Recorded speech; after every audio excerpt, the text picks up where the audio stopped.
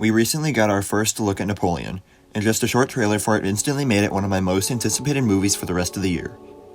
Set to premiere in theaters this November, it'll see Ridley Scott return to direct Joaquin Phoenix as our Emperor once again, 23 years after the original Gladiator came out. It'll pick up with France amidst the Reign of Terror, and then will follow Napoleon through his rise to Emperor. I'm not the most well-versed when it comes to the life of Napoleon, which is one of the reasons I'm excited for this movie. While it will more than likely not be completely accurate, there are bound to be things that I can take away from this movie, and having a movie that balances entertainment and historical information is always a plus in my mind. I'm very familiar with Ridley Scott's work, and while I enjoy some of his films more than others, this truly feels like a historical epic, a genre which he has excelled in, whether it be Gladiator or The Last Duel. Everything with the lighting and costumes really cements us in this past era that is meant to be glorified and rediscovered through this film. Especially coming off of something like The Last Duel, which I very much enjoyed, I am absolutely confident in Scott's ability to take the audience to another time period and tell a gripping, emotional, and gritty tale.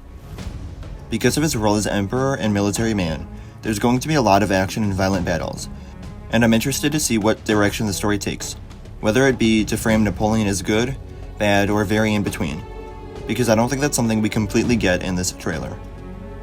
I wasn't too familiar with this cast beyond Phoenix, so discovering that both Vanessa Kirby and Jodie Comer are included in the cast was a nice surprise. Something that watching this made me think about is how exciting the Oscars could turn out to be next year, with movies finally coming back to full force after the pandemic.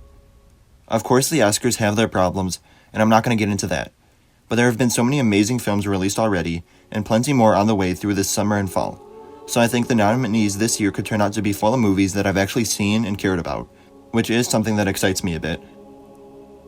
How excited are you for Napoleon? Let me know in the comments below.